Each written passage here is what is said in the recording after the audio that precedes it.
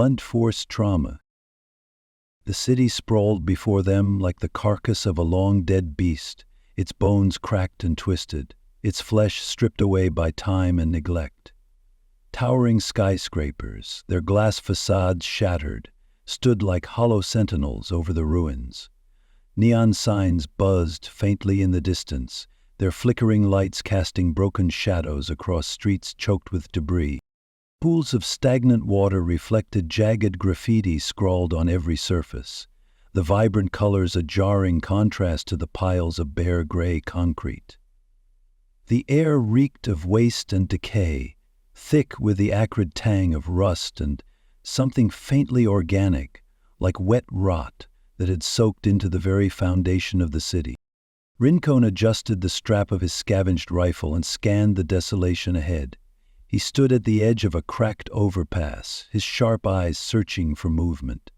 Behind him, Boxer crouched low, his bulk almost hidden by the rubble. His knuckles were white around the handle of a battered metal pipe, his breath coming in short, eager bursts. "See anything?" Boxer asked, his voice rough with impatience. "Not yet," Rincon muttered, his tone calm but edged with irritation. He didn't look back. "He's close, though. Mack's been at this a long time. He's careful. Just keep quiet." Boxer shifted uneasily, his energy barely contained. "Don't get why we're sneaking around like rats. We catch him, bash his head in, and it's done. Bet he's got enough wire on him to run half the block." Rincon shot him a cold glance. "And if he's got traps? Or a partner watching his back? You want to rush in and end up with a bolt in your chest?" Boxer grumbled but said nothing more. He hated it when Rincon was right, but he wasn't stupid enough to argue, not when they were this close to what could be their big break.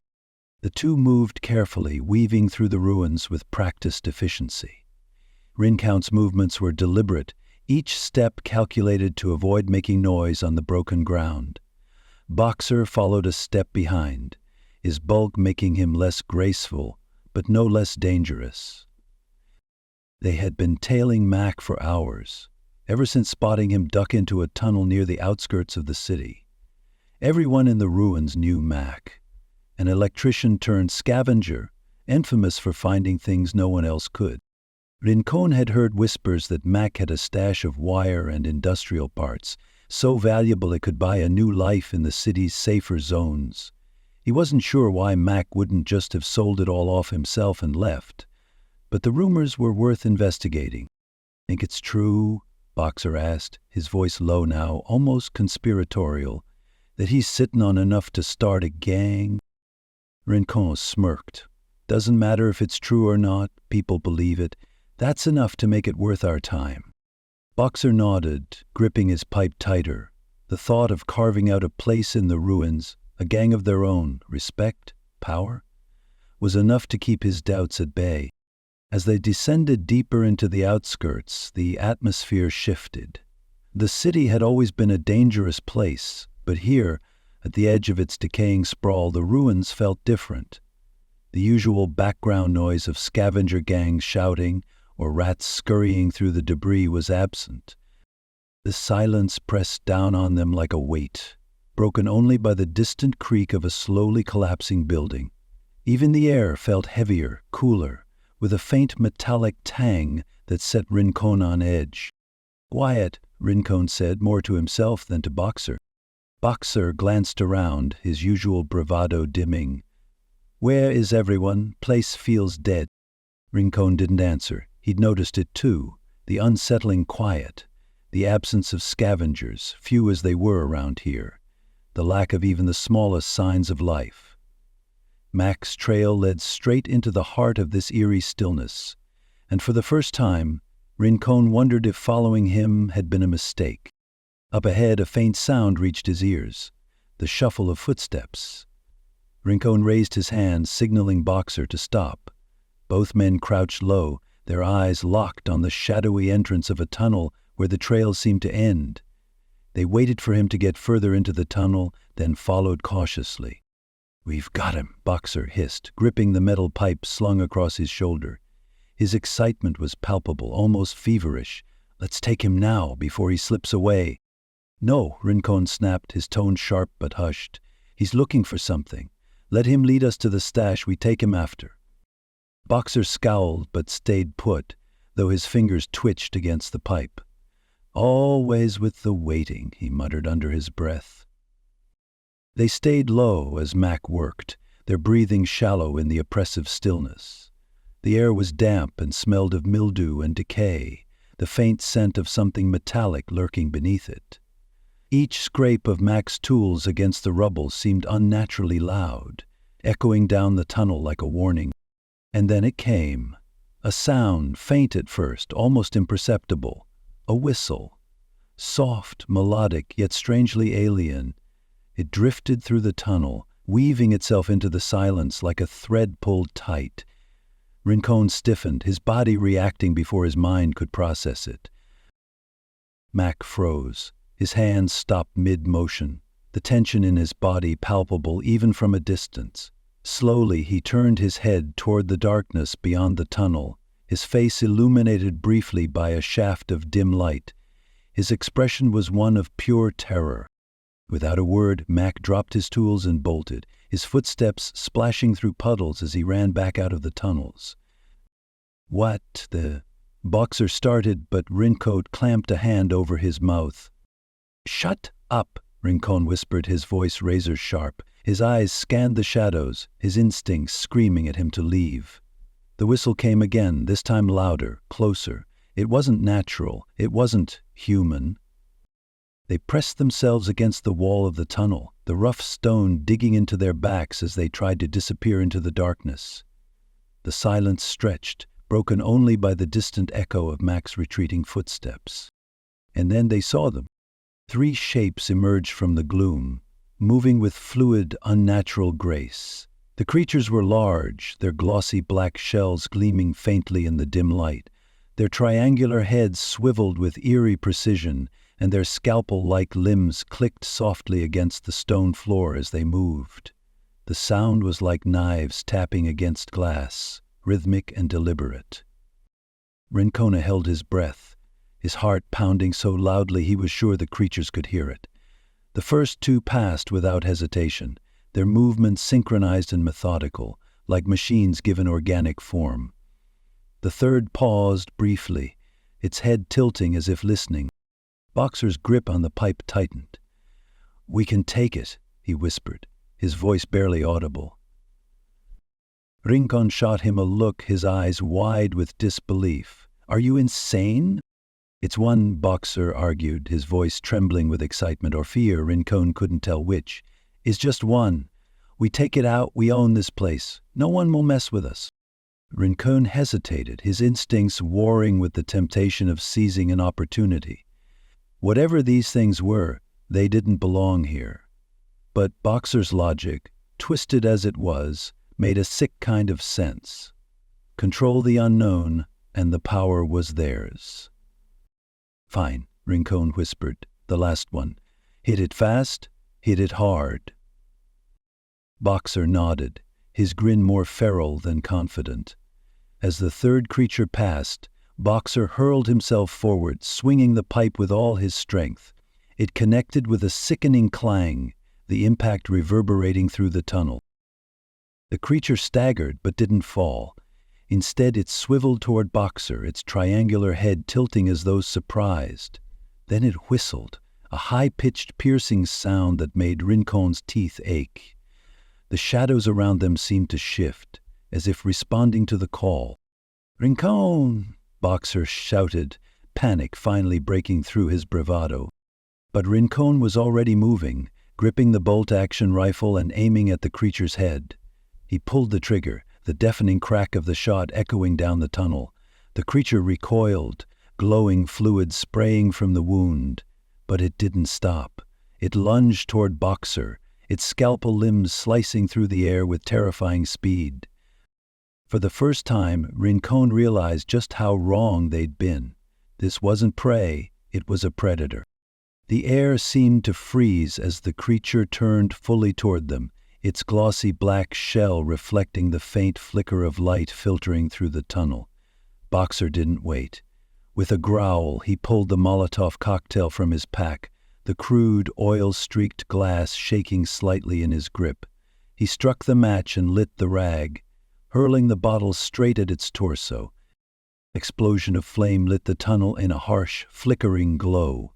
For a moment it staggered, its head jerking violently as it emitted a shriek that made both men flinch. The flames clung to its shell, licking along its glossy surface, but as the seconds stretched, the horror became clear. The fire wasn't doing enough. The creature's armored exterior dulled the heat, leaving only faint scorch marks. "Hey!" Boxer spat, his voice tight with fear. "It's not burning." "Keep it off balance," Rincon barked. Surging forward with the pipe raised high, he swung with all his strength, the metal connecting with one of the thing's jointed legs. The impact sent a shudder through Rincon's arms, but the creature staggered, its movements momentarily disrupted. Then it retaliated. One of its scalpel-like hands lashed out with unnatural speed. Rincon barely managed to stumble back, the blade missing his chest by inches, and slamming into the concrete wall with a sharp clang. The creature tilted its head again, a jerking, mechanical motion that felt far too precise. The whistling grew louder, more complex, its melody twisting into an eerie crescendo that seemed to vibrate in their very bones. Boxer, now gripping the rifle, raised it and fired. The shot hit its mark, punching into the creature's side with a sharp crack. Glowing bioluminescent fluid sprayed from the wound, splattering across the tunnel floor and onto Boxer's boots. The fluid glowed an unnatural green, lighting the space around them in a sickly hue. Boxer grinned, but the triumph was short-lived. The whistler didn't slow. If anything, it moved faster, its limbs slicing through the air with a vengeance. "Doesn't bleed like anything I've ever seen," Boxer shouted, his voice wavering as the creature closed the gap. The whistler lunged.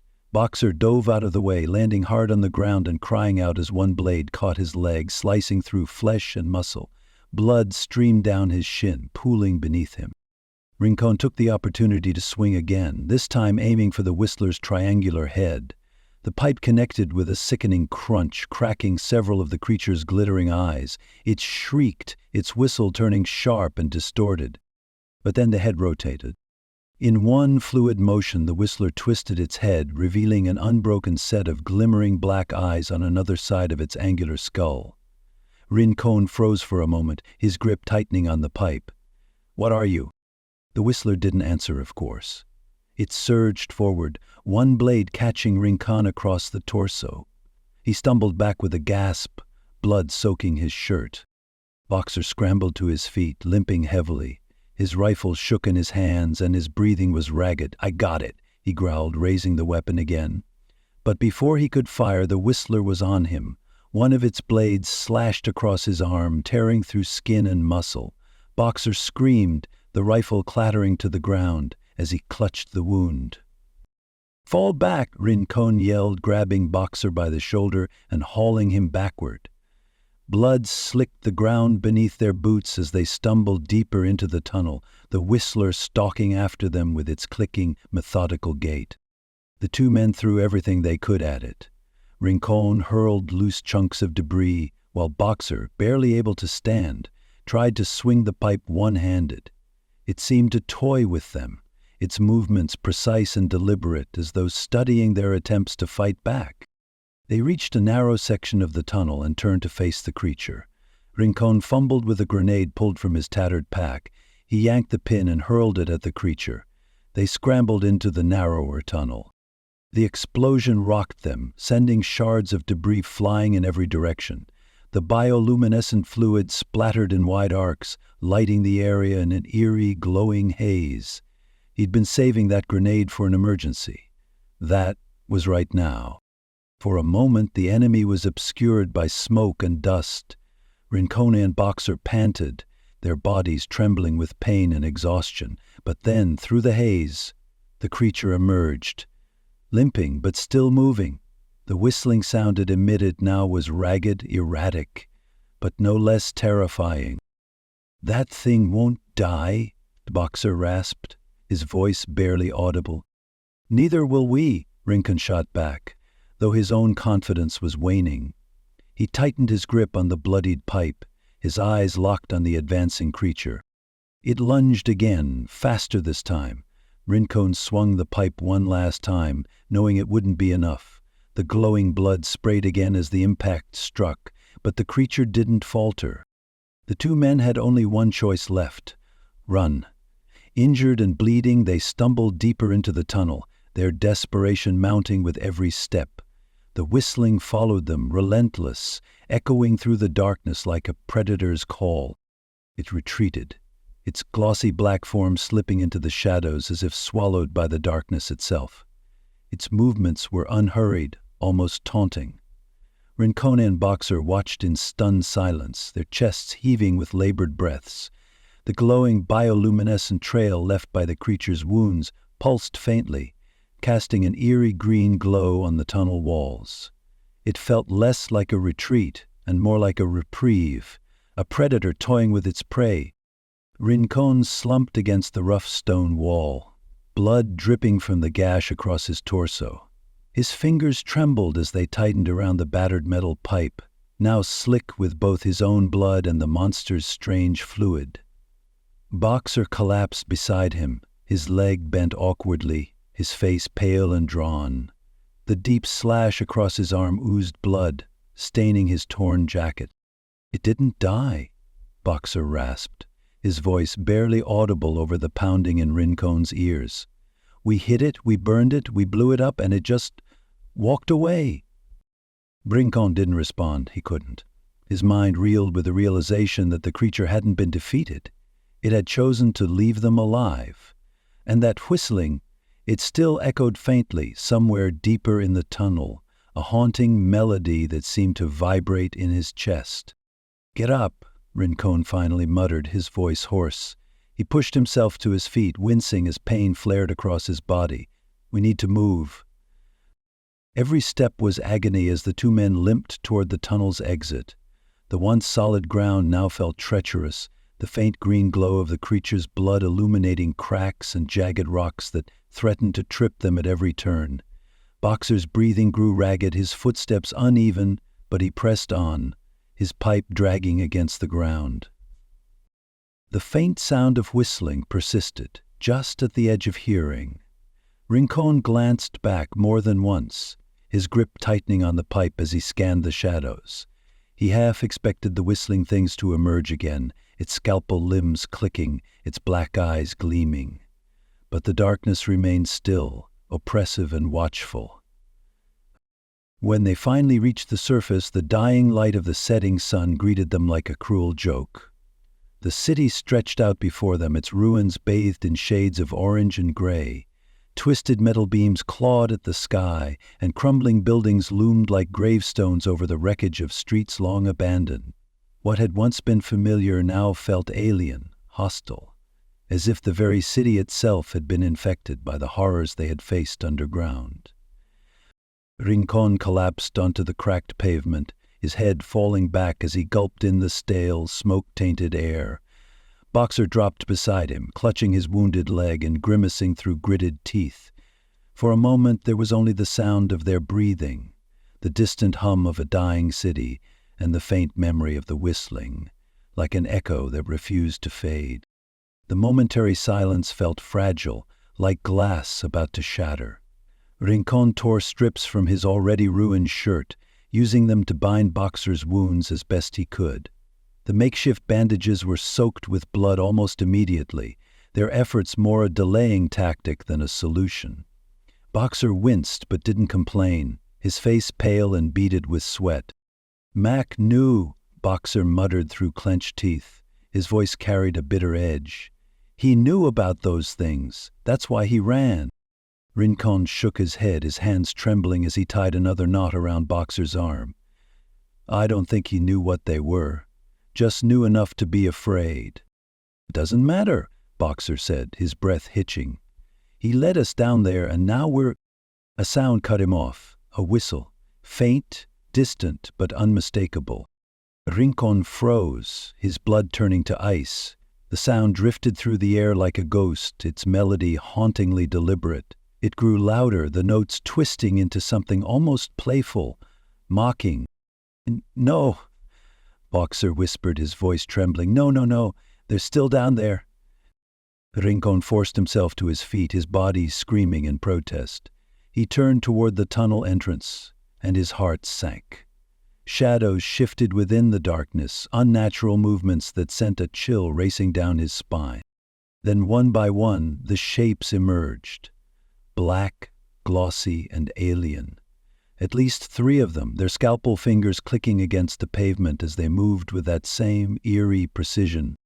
Boxer let out a weak, bitter laugh, the sound hollow in the face of their doom. Guess we're not starting that gang after all. Rincon tightened his grip on the pipe, his knuckles white despite the blood that coated his hands. He glanced at Boxer, who was trying to lift his own weapon with his good arm. Their eyes met for a brief moment, and an unspoken understanding passed between them. There was no running, no fighting their way out. The whistling grew deafening, filling the air with its melodic, otherworldly terror. The bug things advanced, their triangular heads tilting as if studying their prey one last time. Rincon raised the pipe, his muscles trembling with exhaustion and fear. And then, they were upon them. It didn't take long.